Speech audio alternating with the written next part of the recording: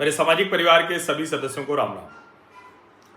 बिहार का चुनाव आज से बढ़िया हो गया, जबरदस्त हो गया, जिसको कहेंगे रंग में आ गया। और रंग तब आया जब नेता प्रतिपक्ष श्रीमान राहुल गांधी जी चुनाव प्रचार में आ गए। तेजस्वी यादव के साथ उन्होंने मंच साझा किया। तेजस्वी यादव को उन्होंने महागठबंधन का सीएम का चेहरा बताया। ये सब अच्छा ही हुआ, लेकिन वो आए तेजस्वी यादव के लिए। मैं देख रहा हूं कि प्रसन्न हो गई है भारतीय जनता पार्टी। भारतीय जनता पार्टी को लग रहा है कि अब उनका स्टार प्रचारक, सितारा प्रचारक आ गया है। ऐसा क्यों लग रहा है? अब राहुल गांधी जिस तरह की बात कर रहे हैं उसके आधार पर ऐसा माना जाता है कि राहुल गांधी जो कहते हैं उससे चुनाव पूरा बनाम नरेंद्र मोदी हो जाता है। अब जैसे उदाहरण के लिए आज वो मुजफ्फरपुर में थे, सभा में उन्होंने क्या क्या बोला। उन्होंने कहा कि यमुना जी कहते हैं वो लोग, लेकिन यमुना जी नहीं है वहां, वो तो तालाब है। नरेंद्र मोदी गए और स्विमिंग पूल में नहाए और उनका कुछ लेना देना नहीं है यमुना से। उनका छठ पूजा से कुछ लेना देना नहीं। वो सिर्फ आपका वोट चाहते हैं, वो आपका वोट चुरा रहे हैं। और वो तो ये भी चाहते हैं कि इलेक्शन नाम की इस बीमारी को ही खत्म कर दिया जाए। अब जरा सोचिए, जो आदमी 2002 से लगातार चुनाव जीतकर मुख्यमंत्री और प्रधानमंत्री बन रहा हो, उसके लिए राहुल गांधी कह रहे हैं कि इलेक्शन की बीमारी। वो तो लोकतंत्र ना होता, चुनाव ना हो रहा होता तो नरेंद्र मोदी तो कहीं होते ही नहीं। वैसे भी राहुल जी का परिवार सत्ता में था तो नरेंद्र मोदी जैसे लोगों की तो कोई गुंजाइश ही नहीं बनती। लेकिन यहीं तक वो नहीं रुके, वो और आगे उन्होंने कहा इन्होंने महाराष्ट्र में इलेक्शन चुराया, हरियाणा में चुराया और बिहार में भी चुराने की कोशिश करेंगे। अब जैसे ही आया कि बिहार में भी चुराने की कोशिश करेंगे तो इसका मतलब क्या, कुछ डर लगने लगा है क्या? या कहें कि राहुल गांधी को आभास हो गया है। वो आगे भी उन्होंने बहुत कुछ कहा। उन्होंने कहा कि ये अभी चुनाव खत्म होने दो, चुनाव के पहले इनसे डांस कराना चाहो डांस करा लो, ये सब कुछ करेंगे और चुनाव के बाद मिलेंगे नहीं। उसके बाद ये सिर्फ अंबानी के यहां जाते हैं। अब सोचिए, अंबानी के यहां तो लालू जी सपरिवार गए थे, तो ये क्या अपने ही साथी पर निशाना साध दिया क्या? समझिए, एसआईआर को उन्होंने कहा कि ये तो बस सीधे सीधे वोट चोरी का जरिया है और आप लोग सब जरा जम कर करिए जो है। अब सवाल यह है कि अगर एसआईआर में वोट चोरी कर ली गई है तो फिर कहां से जो है वो लोग वोट देंगे?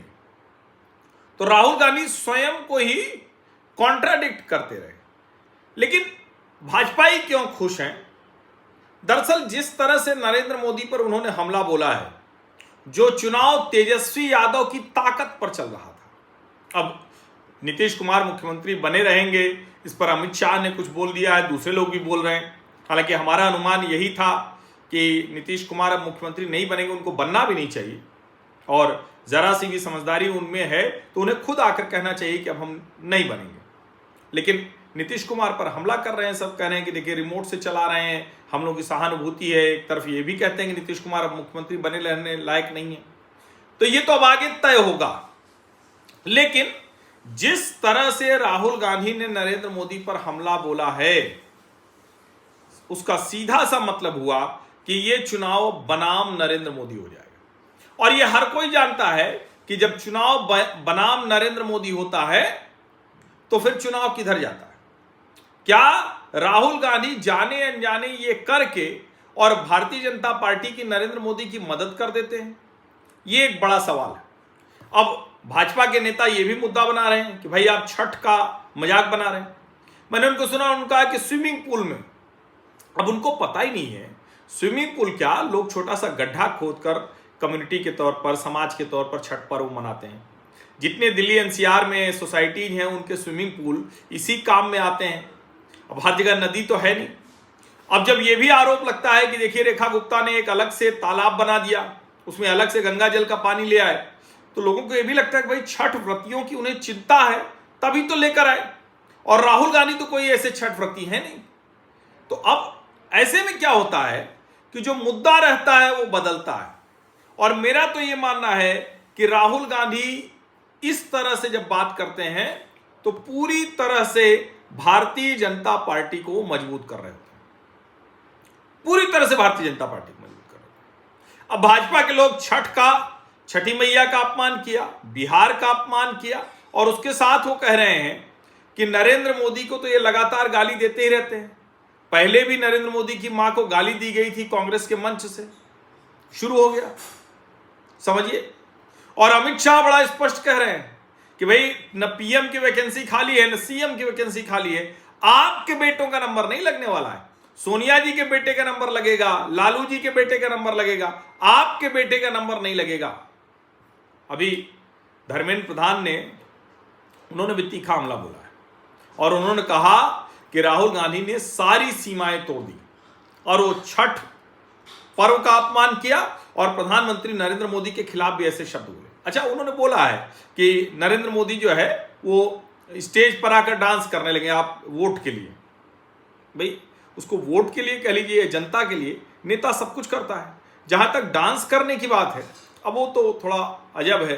हालांकि एक गाना चला करता था, अब वो गाना अब इधर पहले बहुत चलता था, तो ठीक है भाई, जैसे मुझको अगर नाचना नहीं आता है तो मैं नहीं नाच पाऊंगा, तो एक गाना था उसमें चलता था कि पप्पू कांट डांस साला, तो वो जो है तो भाई जिसको नहीं आएगा वो नहीं नाचेगा। लेकिन पहले उन्होंने तेजस्वी जी के परिवार पर हमला किया, जब कहा अंबानी वाला, तो भाई अंबानी जी के यहां तो सपरिवार लालू जी गए, सब परिवार, जाने कितने लोग गए थे एक विवाह। और जब उन्होंने कहा कि डांस करेंगे, तो जरा इससे भी समझिए, तेजस्वी यादव ने डांस किया कहां, वो जेपी जो गंगा पथ है उस पर, जिसको पटना का मरीन ड्राइव कहते हैं, वहां रील बनाई, लौट रहे थे एयरपोर्ट से, उन्होंने रील बनाई अपना, और अच्छा लगा, मैंने तो उसकी प्रशंसा की। भाई इसमें क्या है, नेता क्या वो थोड़ा खुश नहीं रह सकता, डांस नहीं कर सकता, रील बनाई। अब रील वाले पर भी प्रधानमंत्री ने कह दिया तो उस पर भी लोग नाराज हैं। वो लोग भी नाराज हैं जो यूट्यूब पर हैं, रील ही बना रहे हैं, वो भी नाराज हैं। अब ऐसे में जब पूरी भाजपा हमलावर है तो जरा सोचिए, बिहार के लोगों को वो बात समझ में नहीं आई।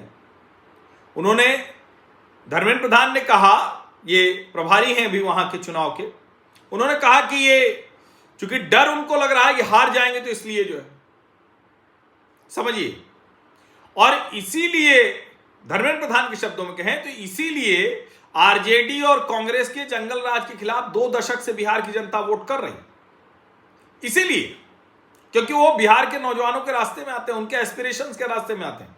इसके पहले भी वो प्रधानमंत्री नरेंद्र मोदी की मां को गाली दे चुके। धर्मेंद्र प्रधान कह रहे हैं कि नीतीश कुमार की अगुवाई में बिहार जिस तरह की प्रगति कर रहा है उसको ये लोग बर्दाश्त नहीं कर पा रहे। और उन्होंने ट्विस्ट दिया, उन्होंने कहा कि राहुल गांधी कौन होते हैं नीतीश कुमार पर इस तरह का बयानबाजी करने वाले। बिहार के लोग सबक सिखाएंगे। धर्मेंद्र प्रधान कह रहे हैं कि नीतीश कुमार पर हमला करने का, नीतीश कुमार पर टिप्पणी करने का खामियाजा भुगतना पड़ेगा राहुल गांधी और तेजस्वी यादव। अब ऐसे में सुधांशु त्रिवेदी जो भारतीय जनता पार्टी के विद्वान प्रवक्ता हैं, राज्यसभा सांसद हैं, उन्होंने कहा कि ये जो डिल्यूजनल सीएम कैंडिडेट, उनसे उन्होंने पूछा है कि बिहारियों का इस तरह से जो अपमान राहुल गांधी कर रहे हैं उसको आप कब तक बर्दाश्त करेंगे, इसको समझिए। और सचमुच राहुल गांधी इस अंदाज में बोलते हैं, पता नहीं उनको समझ नहीं है। और मैं तो कई बार कहता हूं कि वो जानबूझकर सब कर रहे हो, ऐसा नहीं है, उनको इस मामले में ज्यादा समझ ही नहीं है।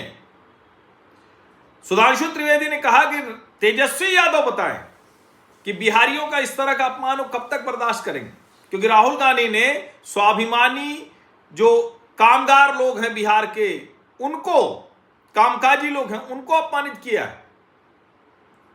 तेलंगाना के सीएम रेवंत रेड्डी को आप बुलाते हैं, वो इस तरह से कहते हैं। वो कुर्मी कम्युनिटी जो बिहार की है उसको उन्होंने कहा कि उसका डीएनए डिफेक्टिव है, और अब छठ पूजा का अपमान कर रहे हैं। अब देखिए, राहुल गांधी एक दिन गए और पूरा माहौल बदल कर आ गए। एकदम से चुनाव जो चल रहा था अभी तक उसमें रंग नहीं दिख रहा था, वो आ गया। सुधांशु त्रिवेदी ने आगे भी कहा है कि भाई, कहे राहुल जी ये ड्रामा नहीं है, प्रधानमंत्री तो नवरात्रि के दौरान 9 दिन व्रत रहते हैं। राम मंदिर की प्राण प्रतिष्ठा के पहले 11 दिनों का उन्होंने व्रत किया, शुद्ध शाकाहारी ही हैं, समझिए।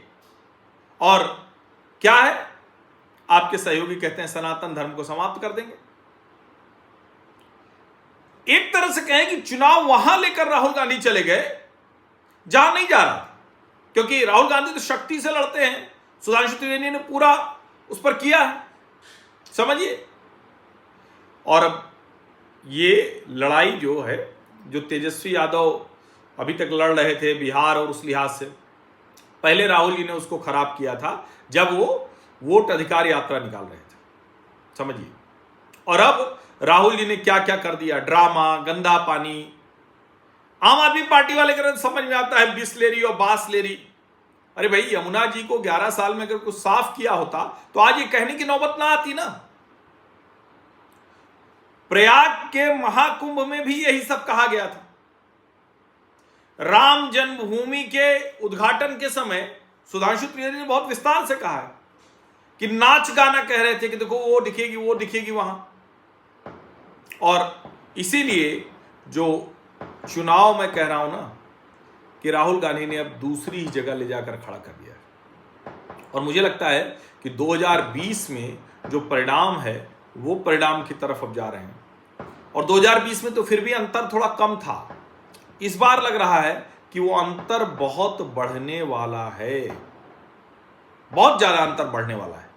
क्योंकि छठ पर्व को लेकर जिस तरह से भारतीय जनता पार्टी ने तैयारियां की, जिस संवेदनशीलता के साथ उसके नेता सब मनाते हैं, और उसके बाद इस तरह से कहना है कि वो ड्रामा है और ये है, तो ये बड़ा विचित्र है। और चूंकि प्रधानमंत्री नरेंद्र मोदी के लिए इस तरह से कहा है तो उसका जवाब तो आएगा ही आएगा। अब आप तेजस्वी जी को महागठबंधन का चेहरा तो बना दिया आपने, लेकिन जो कुछ आप बोल कर आए, तो क्या आप ये तय करके आए हैं राहुल जी कि तेजस्वी किसी कीमत पर मुख्यमंत्री न बने? क्योंकि आपने माहौल तो यही बना दिया है, समझिए। वो कह रहे हैं कि प्रधानमंत्री नरेंद्र मोदी ने कहा कि वो छठ पर यमुना में नहाएंगे। अब सचमुच जो है ना, मतलब वो कह रहे हैं कि 200 लोग अगर आकर कहें कि प्रधानमंत्री स्टेज पर नाचे तो वो डांस करें। क्या है भाई? दरभंगा में बोल रहे थे वो, कह रहे देखो भरतनाट्यम करने लगेंगे। मतलब कहां ले जाना चाह रहे हैं? जाहिर है, अब अगर वो ये कह रहे हैं कि एक पाइप लगाकर और अच्छा पानी दिया गया छठ व्रतियों को घाट में, तो ये तो एक तरह से उनकी प्रशंसा ही कर रहे हैं। मुझे लगता है कि आज से चुनाव हो गया, आज से चुनाव हो गया, शुरू हो गया। और एक झटके में राहुल गांधी ने तेजस्वी यादव की जो रही सही उम्मीद थी उसको भी ध्वस्त कर दिया है, समझिए इसको। और फिर मैं कह रहा हूं, हो सकता है कि 2020 की तरह जो खबरें आई थी, अभी सबकी कोई चिट्ठी पत्री तो जारी होती नहीं, लेकिन हो सकता है कि 2020 की तरह फिर से राहुल गांधी की सभाएं कम करने का कुछ आग्रह आए या पता न चले और राहुल जी फिर गायब हो जाए। चुनाव तो अब सामने दिख रहा है। आप सभी का बहुत बहुत धन्यवाद। सब्सक्राइब अवश्य कर लीजिए, नोटिफिकेशन वाली घंटी दबा दीजिए, लाइक का बटन दबा दीजिए, अधिक से अधिक लोगों तक इस वीडियो को पहुंचा दीजिए। धन्यवाद।